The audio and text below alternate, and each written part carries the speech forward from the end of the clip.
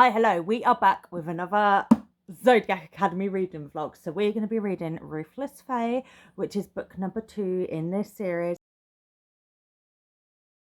This is one I have read before. I'm very excited to dive back into it. If you've missed me reading the first book, I will link it up here and in the comments. There's a playlist as well.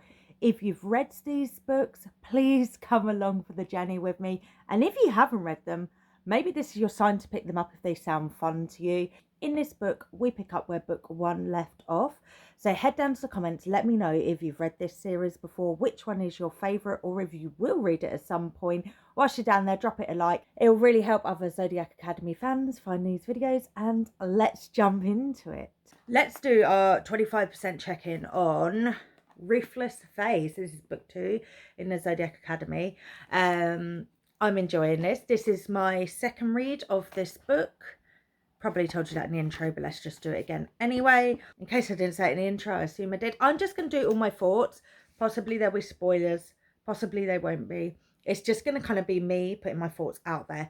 So this series of videos is mostly for people that have read the Zodiac Academy series, and so are not too bothered about hearing things, or have no intention of reading a series and just want to hear what I think. So at the end of book 1, Professor Astrium, who had been like drip feeding the twins some info regarding what was going on in the world, the Fae world, and the politics, what had happened potentially with their family. And he had been killed on school grounds by Nymph, and he'd been burnt with dragon fire, which is very concerning that the nymphs now have hold of that.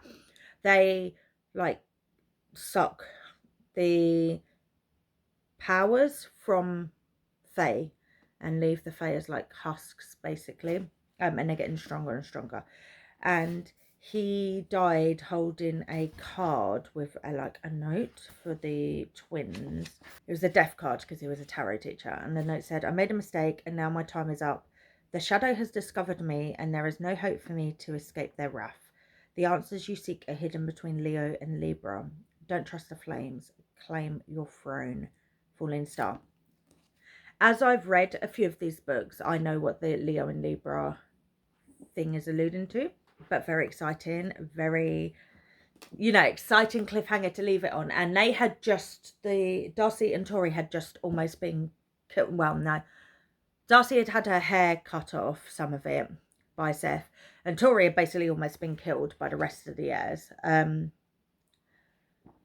we literally pick up straight after that. So we actually start with our first chapter from the POV of one of the heirs. So we have a Caleb chapter, and he is feeling really kind of at odds because he wasn't party to what happened to Tori.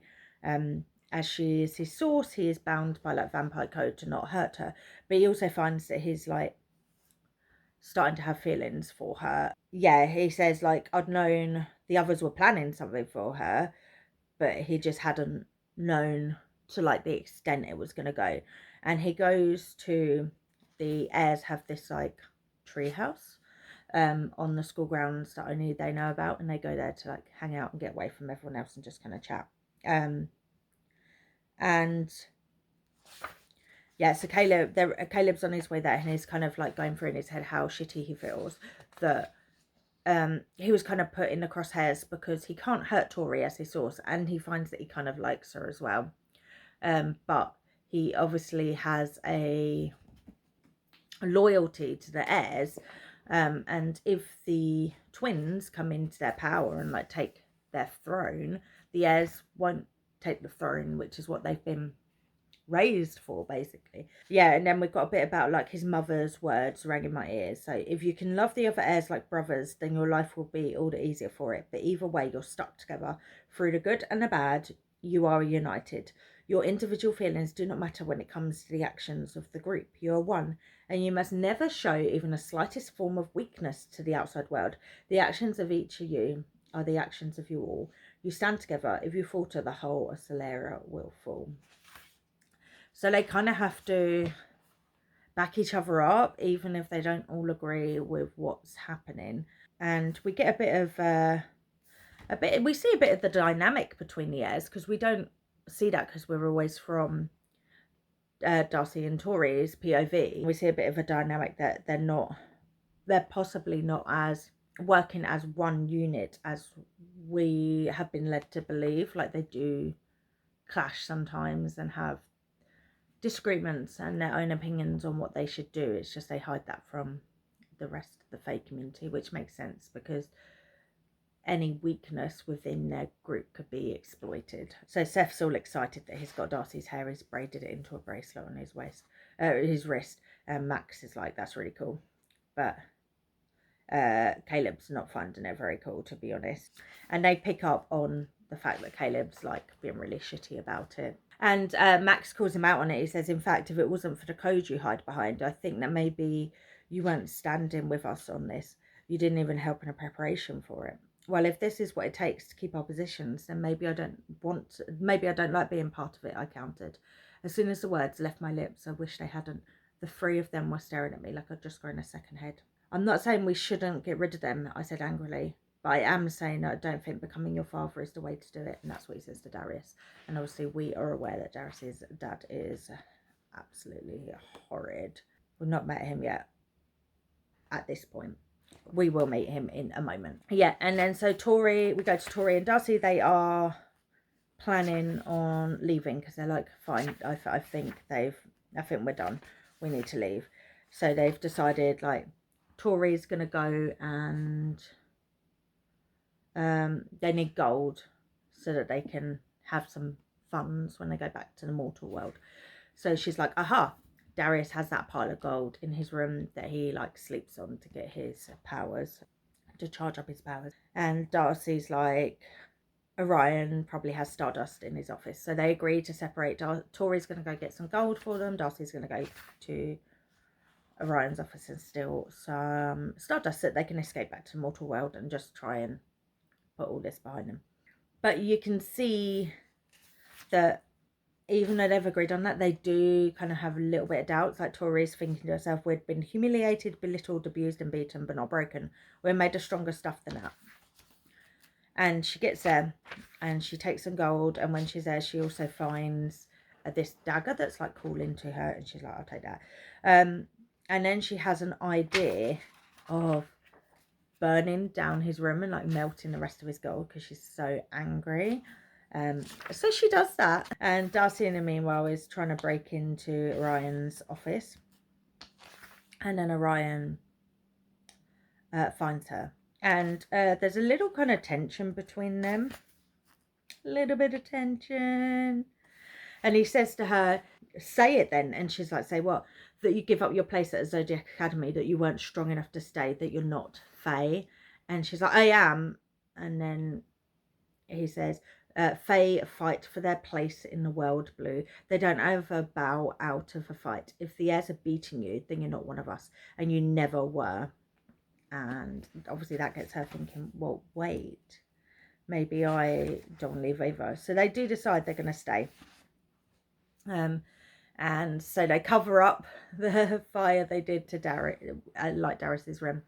Darcy has detention with the heirs for breaking into Orion's office, and the heirs have detention for trying to kill Tori. Just a morning detention, you know. And then Darcy gets a message from Orion, aka Lance, with like, location, Venus Library, row, Epsilon, text, Earth, the power of growth. And she's like, who is this? I think you got the wrong person. He says, I think you know me better as the bourbon drinking professor with a permanent scowl stamped on his face and a general air of failed dreams about him, which is what he overheard them saying about him. So she didn't know that his name was Lance, and now she does. Check out the book, Blue. You'll find it educational. P.S. Delete these messages immediately. And he starts messaging her, asking her, like, what colour are you going to do your hair? Because I can't keep calling you Blue if you don't have blue hair. Like, what's next? You're going to go green, red? And he starts like messaging her colour options. Yeah, so she goes to the library, and it's a book teaching her how to grow her hair back.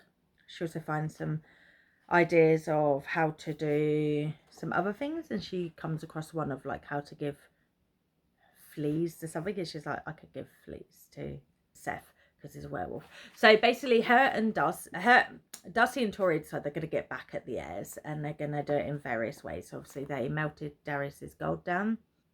They decide they're going to, well, Darcy hasn't told Tori yet, but she's got the idea that she's going to give fleas to Seth. I can't remember what they do with Matt. With Caleb, they decide to start like spreading rumours that he fancies Pegasi. They, one night, Tori gets woken up by this like song, and she follows it out, and it's Max doing his siren song, and she's been the one that's called to it, and she kisses him. Hang on. Oh, yeah. So to get out of it, she knows she has to kiss him. Well, he tells her she has to kiss him. So it's not up to me. You were drawn here by my siren song. So you have to kiss me if you want to go. I don't control it. It picks someone who the magic thinks needs to feel my power for some unknown reason. It picked you. And then she kisses him. And she starts like diving into all of his memories, and she learns so much about him, and she learns some secrets about him, like his mum isn't actually his mum. He's a bastard child, and well, no, because his dad raised him.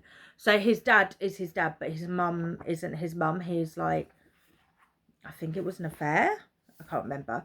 And if the like Fae community at large were to find out, they wouldn't want him in power because of that element. So now Tori knows that, and she can hold that over him, I guess. But she learns that the reason he takes fear from people, because he always prefers to leech fear off people rather than like lust, like Professor Washer does, or any other emotion. And the reason he takes fear is because it makes the people happier after he takes it away, which no one knows about. And he says, my song has never called anyone more powerful than me before. Hell, there never was anyone more powerful than me before. Normally I can control what the song spelled to get to see out me, but you took control. I used your own power on you, I said, putting the pieces together. And what's it going to take for you to keep your mouth shut, he snarled. What's the big deal? Where I come from, almost everyone has a step-parent or a single parent, half siblings, foster family. Why would anyone give a shit about your daddy falling around? Because the celestial families don't just marry old street trash. They take a liking to, he growled. We keep our bloodlines pure and our power intact. Half of our marriages are arranged for us. And my stepmother's family just happen to be some of the most powerful people in Solaria. Outside of the council, offending them would have massive consequences, not to mention the fact that my real mother had a minotaur for a grandfather. A minotaur, what does that have to do with? Because it means there's a chance that I'm carrying goddamn minotaur genes, which can make it a lot harder for me to find a wife. Who wants to risk muddying their blood like that? The Siren Order is much more powerful than. Yeah, so, and then she says, so you're telling me that if you fell in love with a Medusa or a Pegasus, you wouldn't marry them? It's like a fucking Pegasus. Even if I was an Elysian mates with a Pegasus, I doubt I'd ever be allowed to consider marrying them. Can you imagine? What's an Elysian mate? Oh, you're so ignorant, it kills me. It's like your one true love. Point is, I wouldn't be able to marry them even if they were sirens. So we find out more about Elysian mates like later on in the series. Yeah, so that's where we are. We also follow Lance and Darius. They go to Darius's home. They have to go there to get some more gold because obviously his has been melted, and he has to take Lance. And we learn that they have this like bond between them that's unbreakable, and we find out that Darius's little brother Xavier has come into his order, and he's been abused by their dad, and his order is a Pegasus, not a dragon. And obviously they're like pure-blooded dragons, so, and not just a Pegasus but a lilac Pegasus, which is like extra femininity. Yeah, and he gets like, it's all fucked up for them basically. You can understand why Lance and Darius are so horrible, because they're in this fucking awful situation thanks to Darius's dad. And that's where we are. I will be back with a 50% check-in at some point. But I'm really enjoying being back in the world. I love that it just picked up straight after the last book, which I had forgotten it did that, so that was really enjoyable. I think I mentioned this in the first vlog for book 1. I will link it if you haven't seen it yet. I am really liking Orion a lot more this time around. The first time around I really didn't like him because I don't like the power imbalance of professor or teacher and student as a romance, but because I know I got to like book 5 or something, I know a lot more about Lance, and I know that he's in all these positions that he doesn't want to be. You know, he never wanted to be a professor, he's had to put his life on hold because of this bond. He has to follow Darius around. I don't know, I just have much more kind of respect for him, and I'm kind of rooting for him and Darcy to get it together. So yes, that's where we are. I'll be back soon for another, well, a midway point update. Did I read this bit about when, I can't remember if I did. I'll cut this out if I did. Lance, who is Professor Orion, walks Darcy home, and he's like, stop looking at me like that. Like, what? You know what? I'm your teacher. I know. And he says, do you? And she's like, well, then stop and he says, then stop looking at me like that. And then she says, then stop looking back, Lance, and walks away. Queen. Okay, that was at the end of the last section, so I'm actually assuming I read that. So we have the twins kind of going on their little task of getting their own back on the Heirs. So obviously we've melted Darius's gold, although they did keep some, and Tori took that dagger that was like a call into her. Keep that dagger in mind, because that is definitely gonna come up. They decide they're going to spread rumours about Caleb being into Pegasi, and they put an inflatable one in his room, and he gets videoed looking a little bit compromised with it, let's say that. So they decide, oh, there's been a little hint of what they might do to Max, and I only know because obviously I've read this before, but Griffin poo gives you a horrible rash, and it particularly, Max said it particularly is rough on him, and Darcy squirreled away a little bit when they were on their detention and cleaning up the Griffin poo, so we can foresee what's going to happen there. And then with Seth, oh yeah, so with the Seth thing, I think that this book has been edited since the first time I read it, which makes sense. The first time I read it was like 3 years ago, and it wasn't this edition, it was a different edition, like one of the first editions. And they've obviously edited it, and they've taken out a bit and messed it up. So, and it also bothers me that they've taken out sections that I think should still be in there, but then there's loads of errors and like grammatical errors, formatting errors, etc. elsewhere that just haven't been changed or picked up, which is weird. So Darcy, when she was looking at the book to find out how to grow her hair, she found a thing about werewolf fleas, and so she has done all the steps to do that, and she sneaks into Seth's room, which he has a room that's like a dorm room almost, with all of his pack. She sneaks in there to get his hair. She sneaks in there to get a bit of his hair, but then him and his pack return to the room, so she has to hide in the cupboard, and she witnesses a well, I guess an orgy is the only word for it, really. And then when they all go into the shower at the end, oh, she sneaks out, and then Seth catches her. He has been kind of a little bit nice to her recently, which has been weird, and he tells her, he's like, something horrible has happened, basically. I made you part of my pack. I didn't mean to, obviously. And she's like, no, I'm not part of your pack, but thank God for that. And he's like, no, I told you you were in the makeup, remember? And she's like, that doesn't mean. He's like, no, I didn't think it either, but now my instincts were all twisted up. So basically he made her a member of his pack. But the thing is, they took out the line when he called her an Omega.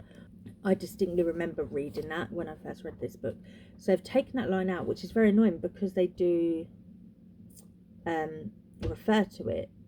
So like, this isn't usually when something like this happens, you can be like, did he? And switch back and you'll be like, oh, I never noticed that. But in this case, when you flick back to that conversation, it's not there. They removed it. So it feels, I don't know. I don't like that. That feels odd. And then they took out an entire section. So she sneaks out. She gets the Aquarius moon, the stone prepared for it, and then she sneaks back in the early morning when they're all asleep and hides it under his bed. But they took that bit out of her taking it, so the last thing you know is just her being like getting the moonstone ready, and then it's kind of not mentioned again. Like, there's no, they've removed the section that confirms that she sneaks back in and puts it there, which I think is a good section because it's quite tension heavy of her, like, will she get caught again, We switch to then we switch to Seth's POV, and the rest of the pack discover that he does have fleas. I just think that part, it was literally just like a small section of like a couple of lines. I don't know why they took that out, because I think it's good to see Darcy doing these things, because she always seems so meek and like in her sister's shadow. And if you want us to buy that she is a separate character, these are the things that need to be there, because it's very obvious that this book is written as Tori's, all of the books, the series is written as Tori's series. So we need these moments of building Darcy as a character, so that we can try and negate the fact that the book was clearly written with Tori in mind, in my opinion. But yeah, so she manages to do that. So that's like what they're doing against Seth to bring him down. And then they get ready to go to the party at Darius's house, which obviously they agreed to go. Well, see, this the thing, Tori never asked Darcy, but they agreed to go as long as he helped Tori learn how to control her fire. And then the rest of this section, like the rest of this up until 75%, is just them at the party. And we meet the heirs, because all the heirs are going, and obviously Orion's going. We meet the heirs' parents. Well, we meet Max's dad and then all the others' mums. Yeah, but I don't seem to meet parents. It's just one parent. Except Darius's mum and dad, obviously. And then we meet Geraldine's dad. He is absolutely precious. They know who he is straight away, because he's like, he says, "Forgive my language, your majesties, but ripen my grapes and call me Tallulah. It's an absolute honour to meet you both." And then whose POV? Presumably, Darcy's POV. "Do you know Geraldine Gross by any chance, or Gross?"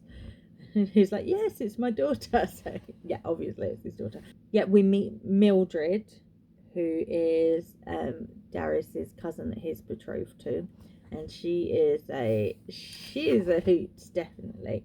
She starts on Tori and Darcy. She says, "You do realise the only reason you're at this party is because everyone wants to have a good laugh about how us dragons are going to use your bony bodies as toothpicks after Darius and I sent her a rightful place on the throne. Why would anyone bow to a couple of orderless, busty airheads?" And Caleb mutters, "I'm kind of fond of the busty part." Darcy says, "We're not airheads." She's like, "I couldn't really deny the other two things.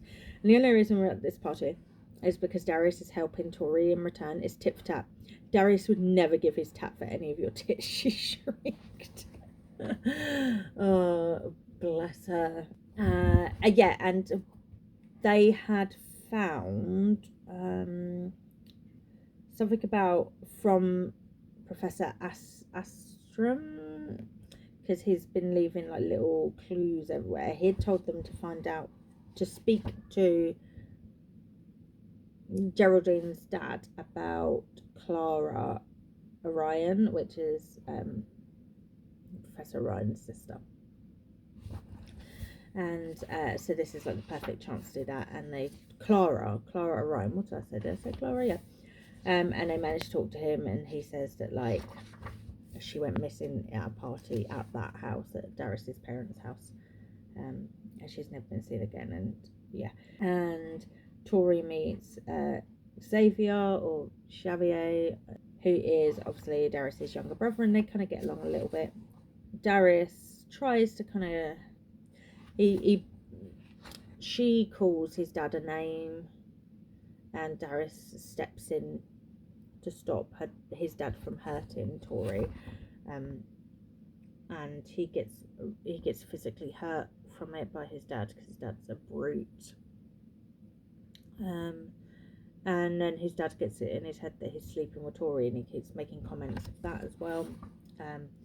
And he takes her to go get a sandwich, like in the kitchen, and then he shows her that he has loads of motorbikes, which obviously she's obsessed with. She starts looking maybe in a little bit of different light. Darcy meets Stella, who is Orion's mum, and she's lovely, and she's like wanting to hunt Darcy, and he's like, no, she's my source. And she says, oh, you're so boring, I miss having a child who enjoys my company. And she's like, I miss your daddy, he was such fun, always up for chasing, hunting, playing. You're so boring ever since you became a teacher at the Zodiac Academy. And then she says, the apple never falls far from the tree though, cherub. Just like the savage king's blood runs in your veins, so does a predator's in my baby boys. He wasn't bound by so many rules and consequences. He'd chase your pretty neck all over this house and wring you dry when he caught you. And Orion just basically sends her off. He's like, go away, like, he says, I'll trade you for dad in a heartbeat. And then she dramatically starts crying and runs away or whatever. So Orion takes Darcy outside and shows her there's like a swimming pool and a little outside bar, and he makes her a drink at the bar, and they're kind of sitting there, and he says, have I told you how exceptionally beautiful you look tonight, Darcy? And she's like, he said my name, because he normally just calls her Blue. You said my name for the first time ever, and why did it sound like so much more than the name when he spoke it? It was as if you fired an arrow and it punctured the flesh wound in me at the exact same spot. I think I've mentioned before, I was never keen on this pairing to begin with, the first time I read this, but this time, I don't know, I'm really into it, I'm really liking it, and I was like holding my breath during this bit. I was so excited for them. And he gives her the braided bracelet that Seth had made of her hair, because he took that off Seth an earlier altercation. He gives it back to her. He says, I know, I want you to know, I believe you would have gotten this back yourself when you're ready, but I took a lot of pleasure in retrieving it for you all the same. He goes into the, like, strips off, jumps into the pool, and then he pulls her down, and they're in like an air bubble at the bottom of the pool. And he says, up there are 1,000 reasons why we can't be together and bound by so many rules. I could waste the rest of your evening telling them. And she says, skip them then, sir. He said, I think the time for sirs and professors is over, don't you? And then they kiss. And then they have to, it starts going a little bit further, and then he pulls away and stops it. And then when they go up, he's like, okay, that's it, we can't ever do that again. He's like, come on, Blue. And she's like, I don't think you should call me that nickname anymore. We need to like cut this. Yeah, and then he is taking her back to the party, and there's a photo of a previous party, and his sister's in the photo, and he points her out and says, like, that's my sister. And she says what happened to her, and he's like, she got caught up with some bad people with Acruxes, and he says, yeah, don't go looking for trouble, Miss Vega. He shows her the picture. What happened to her? He says, this is the night she vanished, and she says, what happened to her? Didn't you leave the party together? And then he seems to hear something, and he disappears, and she takes the picture down to look at it, and it's got Astrom's one of the tarot cards of Astrom behind it. And it says, do not underestimate the beast who shadows you. He is the ultimate power ruling over your lives and the lives of many others. Beware of his lies. The answer to your question will be revealed on the lunar eclipse. But when finding the truth, don't let shadows take you. So there we are. So I guess we're going to finish up the party. And then I don't really know what else happens in this book. That's been a big chunk just at this party. But yeah. So I'll be back when I finished it, but I'm really enjoying this second read through, even though I had to pause it for a while to do some other reading plans. I'm excited to be back, and I've got the third book ready to go, which is also very exciting. I finished it, and oh my god, I love this so much. I'm actually so excited to pick up the third book. I stopped myself picking up the third book until I came and talked about my final thoughts on this, because I was desperate to read the third book. So we left off, they were still at the party at the Acruxes, and that still goes on for a little bit, just a few more kind of chapters, and we pick up like Orion had just ran away from Darcy, leaving her in front of the photo of Clara where she was able to find the card, and he ran off because he heard his mum. So he goes up and he discovers through sound, because he's a vampire, he doesn't see it. That's a bit better, my double chin was double chin in there.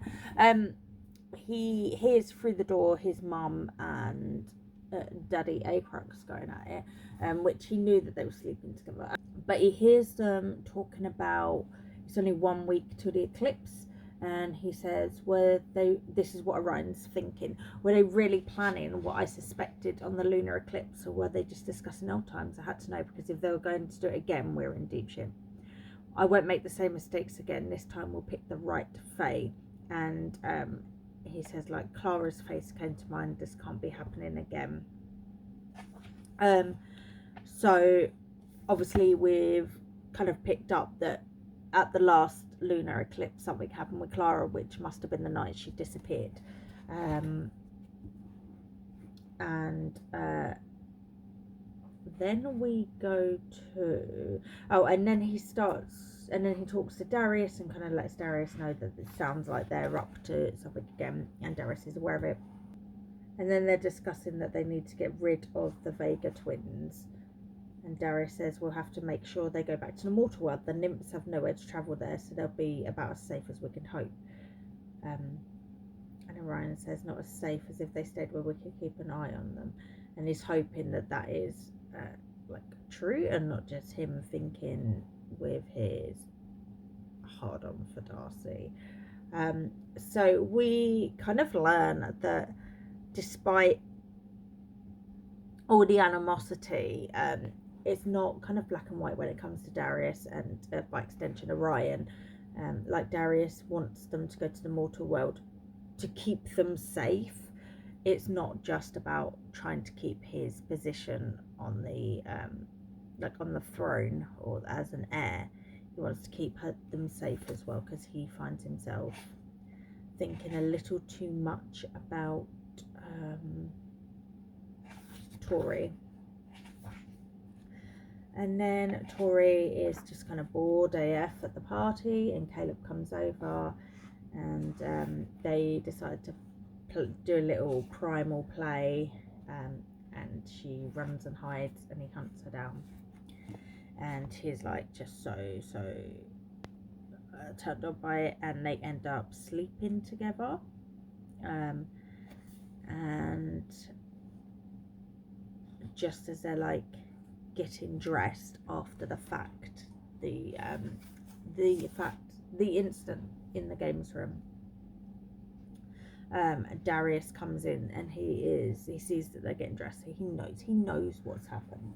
And then kind of the rest of the book is mostly the, what's it called, something ball, oh my god, I've already forgotten what, Blitzball, is that what it's called? The rest of it, yeah, it's like Blitzball, I think that's what it's called. I can't be bothered to try and find it out. Which is like the big sporting game, and it's the first game of the season. Zodiac Academy versus Starlight, I think it's called. So we learn how the game's played. All of the heirs are on the team, obviously, one for each element. Geraldine's on it, who is obviously Babe. They rub the griffin poo on Max's Kip before he goes out, so he gets like really itchy, and they play terribly, and they lose basically, because of how terribly they play, because people are also doing chants, winding up Caleb about the Pegasus, and Seth is itching his fleas the whole time. And Darius is round up. Oh yeah, because as part of the winding up Darius thing, or getting her own back on him, Tori's been trying to plant seeds of like discontent between Darius and his hangers-on. So there's Milton, who was the guy who photographed Tori naked in the first book and shared the photos. She bought a really expensive watch and sent it to him anonymously, and then she slips a ring under his door with an anonymous note saying, hey, wear this so I know that you are interested, or whatever. And she put a spell on it which meant that it set on fire, like dissolved or whatever, like 5 minutes after reading, so he doesn't have the evidence. It was sent to him, and the ring turns out to be a Crux family crest one. So just before the game, he comes down to the common room for the common room in the Ignatius house, and Darius sees it and he's like, oh, so you're a traitor, and da da da. So he shuns him. He is shunned by everyone in Zodiac Academy. No one can talk to Milton, no one can look at him or even think of him as a real life human being anymore. So he gets kicked off the team as well. So Darius is all thrown for a loop for that, and then a sub has to be brought in because Milton's been kicked out of the team. Yeah, so life's just going really bad for all of the heirs. And then they end up losing the match, and it should have been a really easy match for them to win. Geraldine does get MVP of the game though, because obviously. And then the twins are pulled down to give the like medals or whatever to the winners, and they give Geraldine Fae of the match, which she definitely deserves, and then they give the like winners medals to the Starlight players, and the captain of the Starlight players has been flirting with them a little bit, like in the break, and he says, why don't you two girls come back and party with us at Starlight tonight? And Darius is like, why don't you fuck off, basically. And Quentin, who's the captain of Starlight, says, turns out, no, and to think we were worried about facing off against Celestial Heirs, turns out they really ain't that impressive after all. It would be a shame if Celeria ended up in their loser hands. Maybe the two of you should reconsider the idea of taking up your crown. And Tori and Darcy are just laughing about this, and Tori's like, yeah, maybe we should take our crowns back after all. And Darcy's like, oh yeah, I think a crown would suit me actually, like just joking. But then Darius is like, do you want to say that again, basically? And they're like, you heard us. And he's like, unless losing affected your hearing, says Darcy. And then Seth says, are you saying you want to try for your claim after all? And then Darcy and Tori are like, it's not our claim, it's our birthright. And then they're like, fine, you want it, you fight for it. So then they have to fight Seth and Darius, and they end up, they say like, we gave you a chance to bow to us willingly, but it seems you have to be brought to your knees before you learn. And they do, the girls try, but they don't really have much of a fighting chance. And they drop them into like the pit where the balls come out. Pittball, that's what it's called, not Blitzball. What's Blitzball? That's in Final Fantasy, I think. And they drop them into the pit and like cover it so they can't get out. And whilst they're in there, they start hearing screaming and stuff. And basically a load of nymphs have breached the like academy, and they're attacking all of the like students, teachers, whatever. And they finally manage to get out of the hole, and they're like, okay, and then they start using their powers, and they find that they have this fire power which is like red and blue, and it like it dissolves, like disintegrates the nymphs, and no one, not even Orion, has any clue what this there's a little puppy colouring, has any clue what this even is. And Darcy and Orion kind of team up to go fight the nymphs, and then Darius is in his dragon form and he's getting attacked by nymphs, and Tori goes over to help him, and then he gets really badly injured, but they stay and like give Orion a well of their power to help him heal Darius. Yeah, to help him heal Darius. And at the end, Darius is like, yeah, and then right at the end, Orion says, I don't know what it was, but it was powerful enough to kill nymphs. It was nothing like anything I've ever witnessed. And Darius says, you've just proved your worth. He didn't say it with kindness. In fact, he sounded genuinely threatened for the first time since I've met him. And though I was overwhelmed by this power, it felt more natural than anything I'd ever known, like it had always lived within me. Yeah, which means that they're gonna like, they've proved their worth in the Fae world, because that's something that he's kind of mentioned before. Darcy says, why did they attack us? And Orion says, they attacked the children of the most elite Fae in Celeria. So my guess is the nymphs just declared war on our kind, and that's where it ends.